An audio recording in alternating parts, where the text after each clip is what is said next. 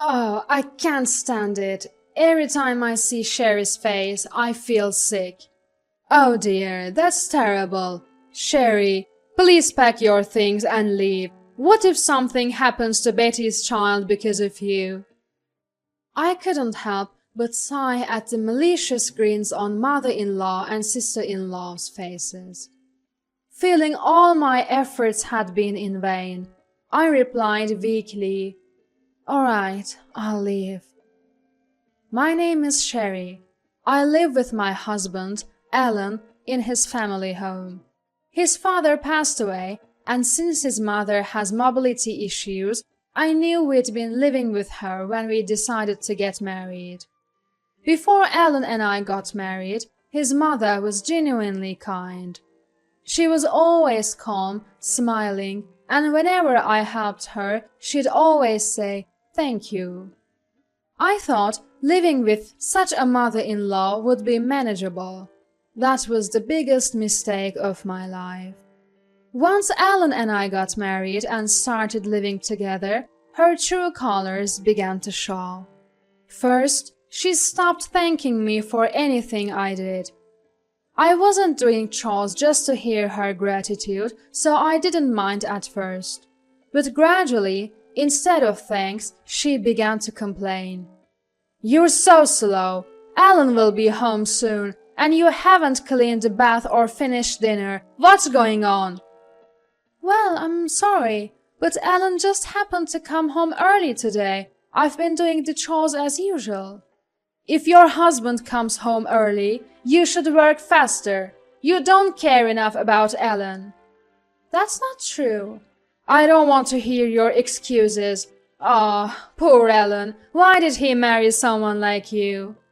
There was no trace left of the kind woman I had known before our marriage. Still, I tried my best to meet her expectations. I could keep going because of Alan's support. In front of Alan, she pretended to be the ideal mother-in-law and was kind to me. But I talked to Alan about how she behaved when he wasn't around. Alan believed me and said, "I'll talk to Mom," and he did.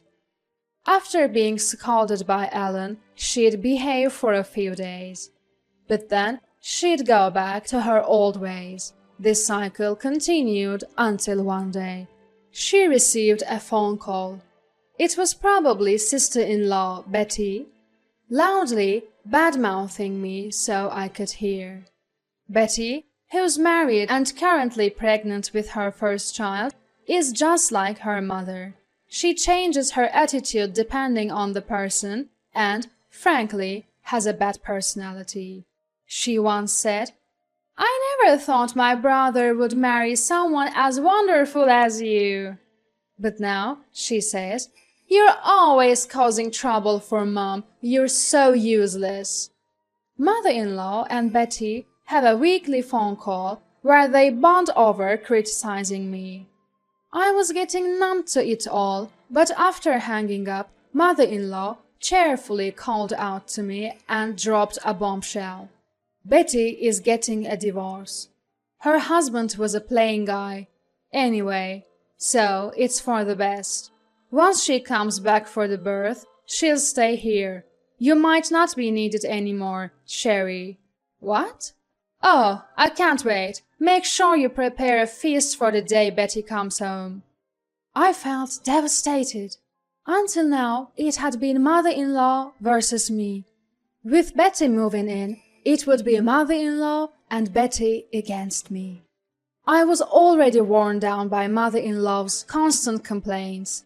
The thought of another person adding to that was unbearable.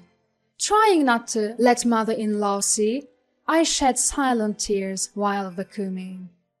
I couldn't take this life anymore.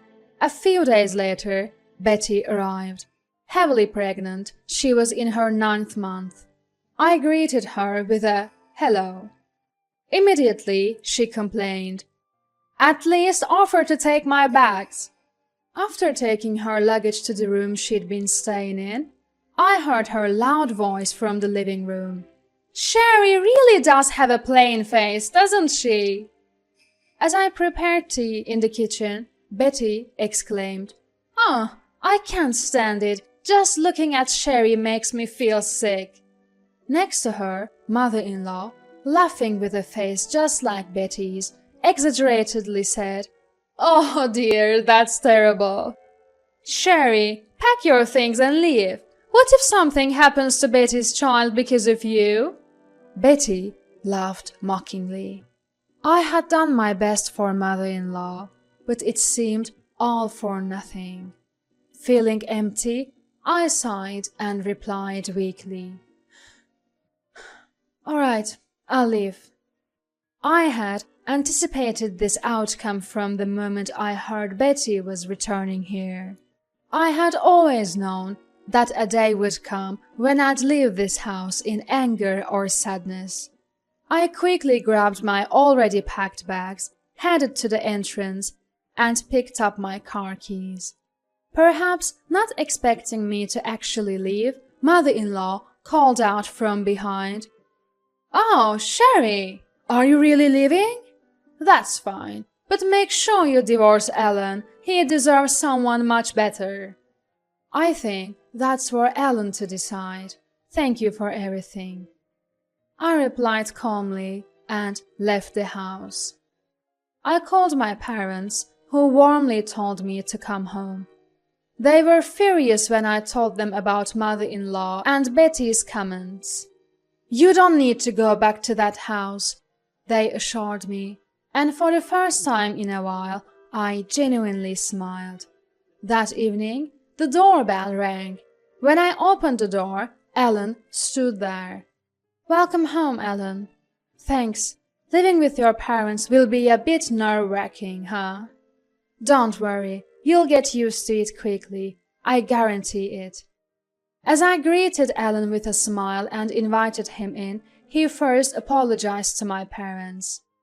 I had told them how supportive Alan had always been, so they felt bad about his apology.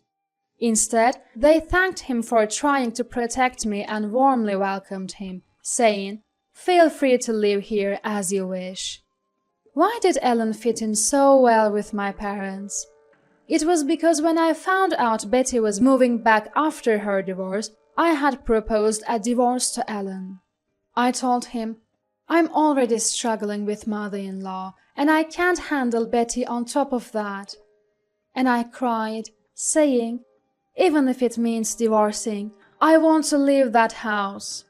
Alan was shocked, but immediately apologized, saying he hadn't realized how much I was suffering. He didn't want a divorce and had negotiated with my parents that if things got too bad, he'd move in with me at my parents' house. It seems that Alan plans to live in my parents' house for a while and then buy a house somewhere else. I was overjoyed when Alan came to my parents' house. I was happy that he chose me over mother-in-law and Betty. My mother prepared a feast to celebrate our arrival. As we enjoyed our meal and relaxed, my phone rang.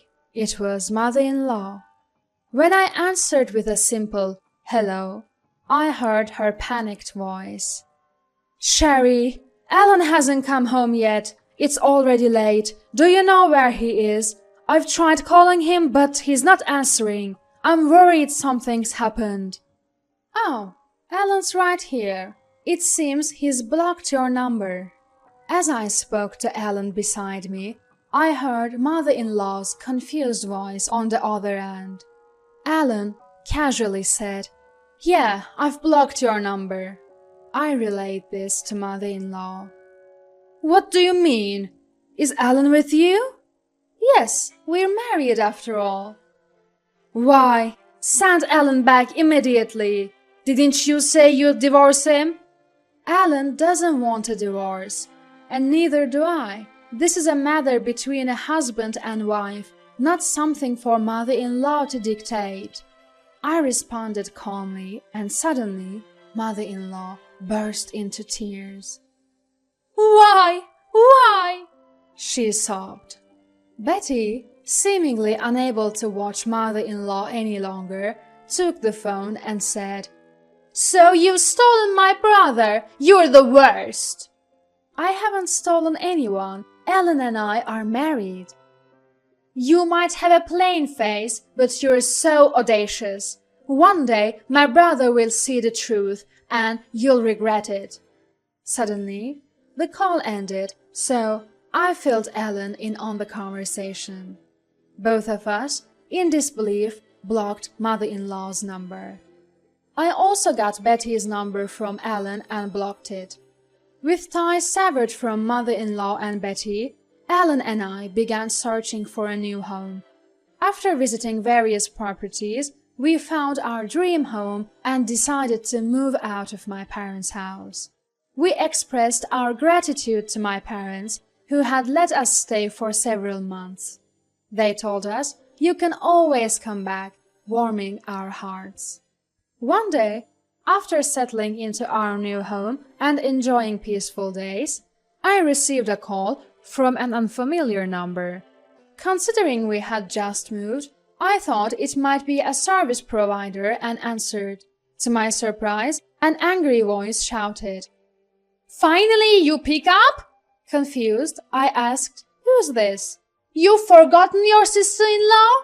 I realized it was Betty. "Oh, Betty, how did you get this number?" I was sure I had blocked her number. She apparently changed her number when she got a new phone. I thought I'd have to block this one too when Betty suddenly said, "Come back right now. I just had a baby and the house is a mess. Mom doesn't do anything."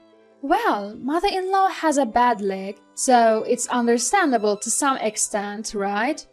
"That's no excuse. I'm struggling postpartum, and she's using her leg pain to avoid chores."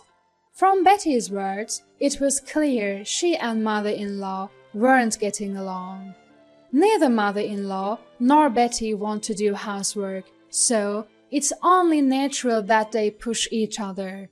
But that wasn't my concern. "I'm sorry to hear that, but I have no plans to return."